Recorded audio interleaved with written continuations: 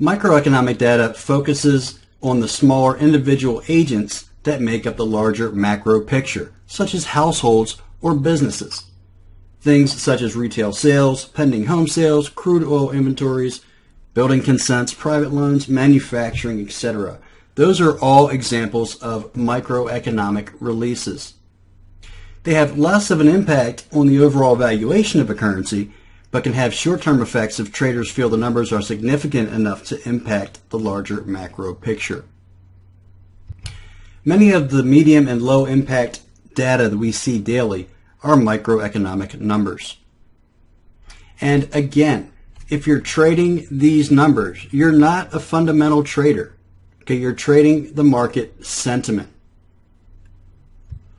These daily numbers have a very low impact on the overall economy, okay, on the overall fundamental picture. If you're trading these numbers, you're simply looking to take advantage of the current market sentiment or trader sentiment that's going to get a reaction from these numbers. Okay, because they're certainly not going to affect the decisions of long-term fundamental traders.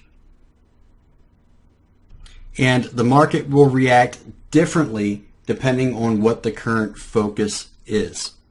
Okay, depending on the current market sentiment and the market focus, the market will react differently to these numbers. That's not the same thing when you're talking about fundamental trading. Okay, fundamental trading is pretty consistent. There's things that, they're looking at interest rates. They're looking at the bigger economic picture. Okay, that's a lot more consistent, a lot more steady.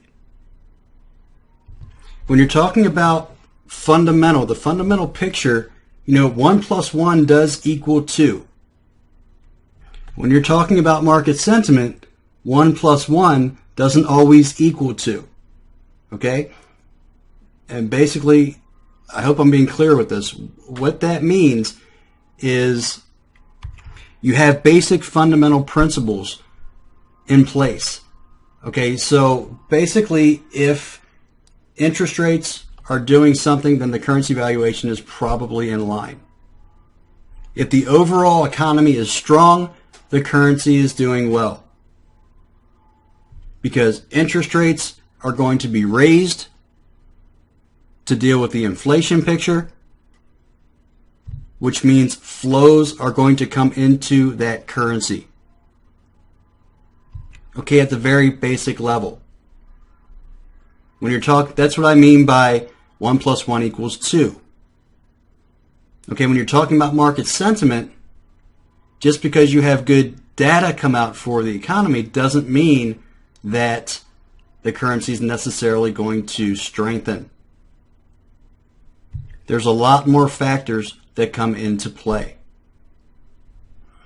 Okay, so anyway, I digress. Microeconomics focus on smaller individual agents that make up the larger macro picture. Let's go ahead and move on to interest rates.